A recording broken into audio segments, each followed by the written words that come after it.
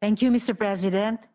I'd like to encourage the majority leader to take on more of the household duties, even when it's not Women's Day. As I guess, Mr. President, he already is also. Mr. President, I rise on a point of personal and collective privilege. Kaunting tulog na lang po. In fact, in just a few hours, halos anniversary na ng quarantine sa ating bansa. Isang taon na nating tinututukan at iniintindi ang mga komplikadong scientific concepts. Sa inaraw-araw, bawat telebisyon sa bansa ay nakabantay kung paano natin mapapanatiling ligtas ang ating pamilya sa kabila ng patuloy na pagtaas ng mga kaso ng COVID-19. Isang taon na tayong may hugot na what could have been dahil sa pagbabalik tanaw sa pamamagitan ng tanong na ito. Ano kaya ang sitwasyon ngayon kung maaga tayong nagsara ng ating mga borders? Kaya Mr. President, mga kasama, ito ang unang International Women's Day na hinulma ng COVID-19. Napakarami na ang nagpatotoo. Iba ang latay ng pandemya sa mga babae. Kung noon, matining ang usapan ukol sa banta ng coronavirus, ngayong 2021, ramdam na ang hagupit at mariing pagdagan ng mga epekto ng COVID-19, lalo na sa mga kababaihan. Ilan sa mga pangunahing laban para sa mga babae na masisipat natin sa ngayon? Ang gender-related violence, economic disempowerment, ang wala sa oras na pagbubuntis dahil sa kawalan ng maayos na serbisyong pangkalusugan at human trafficking. That is why, Mr. President, today, I, along with all the other women senators of the 18th Congress, namely Senators Nancy Binay, Pia Cayetano, Laila de Lima, Amy Marcos, Grace Poe, and Cynthia Villar, filed a bill for gender-responsive and inclusive protocols to address the gender-differentiated needs of women during COVID-19 and other public health concerns, emergencies, and disasters. Ito po ay babae at bayanihan. Ito ay isang pagtugon sa mga natuklasan ng UN Women on the multiple ways that women are differently impacted by our public health crisis. Halimbawa na lamang po, ayon sa Women's Legal and Human Rights Bureau, sa lahat ng nag-report sa kanila tungkol sa online gender-based violence from July 2020 to February 2021, ang pinakamalaking segment, 34%, ay ang mga teenagers, 13 to 18 years old, mga menor de edad. 30% naman ay 19 to 25 years old. Nang unang magpataw ng lockdown, na siyang itinuturing na isa sa pinakamahigpit sa buong mundo, may malinaw na pagtaas ng bilang ng gender-based violence. Bakit? Dahil ang ilang mga babae ay naging bantay sarado na ng kanilang mga abuser. Bakit ulit? Dahil work from home ang mga empleyado at distance learning ang mga kabataan. Ibig sabihin, mas mahirap humingi ng saklolo mula sa mga katrabaho, kaibigan at kamag-anak. Kung dati ay nakakapunta ang mga babae sa barangay hall para kumuha ng barangay protection order, ngayon, dahil sa takot sa infection, hindi na lang, tinitiis na lang ang pagmamalabis sa bahay.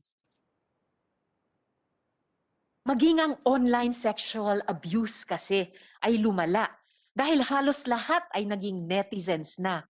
Pati mga chat apps kagaya ng Telegram ay ginagamit para sa palitan ng mga nude photos. Minsan nga ay business na ito. Nabalitaan namin ang tinatawag nilang Team Lapagan o lapagan ng mga maseselang larawan ng mga kababaihan. Ang laman nito ay kadalasang mga kuha ng kanilang mga karelasyon o dating karelasyon. Kaya tuloy ang mga psychosocial support pages sa internet ang naging takbuhan ng mga biktima ng gender-based violence. Halos hindi na magkanda-ugaga ang mga volunteers sa dami ng mga humihingi ng tulong, payo, at minsan agarang saklolo.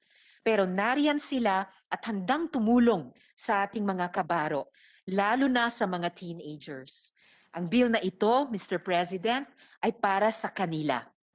Ito ay isa ring pakikiisa at pakikibaka para sa mga manggagawang babae, migrante man o lokal. Ang Pilipinas ay may milyon-milyong domestic workers at karamihan sa kanila ay kababaihan. Why? Because domestic work, aside from being precarious and undervalued, is also largely and traditionally feminized. Ibig sabihin, karamihan ng mga tungkulin namin ay pag-aasikaso sa bahay. At kumusta ang kababaihang manggagawa sa gitna ng pandaigdigang krisis pangkalusugan? Ayon sa isang January 2021 na article mula sa The Guardian, sa unang 2 buwan pa lamang ng coronavirus outbreak, more than half of the Filipino migrant workers surveyed in the United Kingdom had lost their jobs. Bumaba din ang sweldo nila to less than £2 an hour, which is less than a quarter of the UK's statutory minimum wage. They're also at heightened risk of virus exposure, as many, if not most, work in the healthcare system or provide home care to persons with disabilities and senior citizens.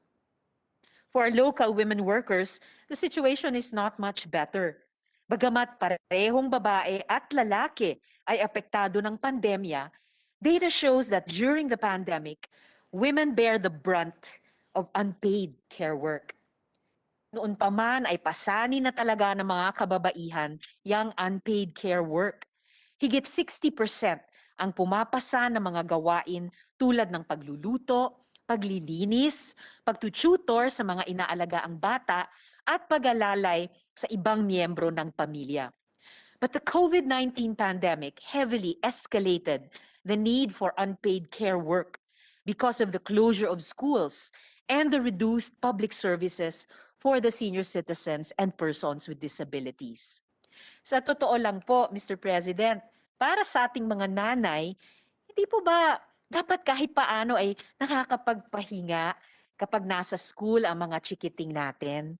Oras sana ito upang makapag-ayos ng tahanan, maghabol sa mga labahin, siguro makapanood ng konting TV o mag-Facebook man lang.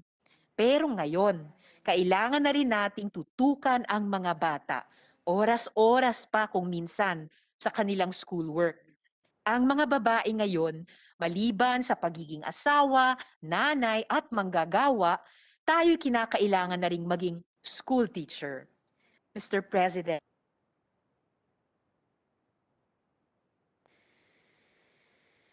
ito sa mga nanay na hinamon ng panahon na maging algebra, English, science at homeroom teacher.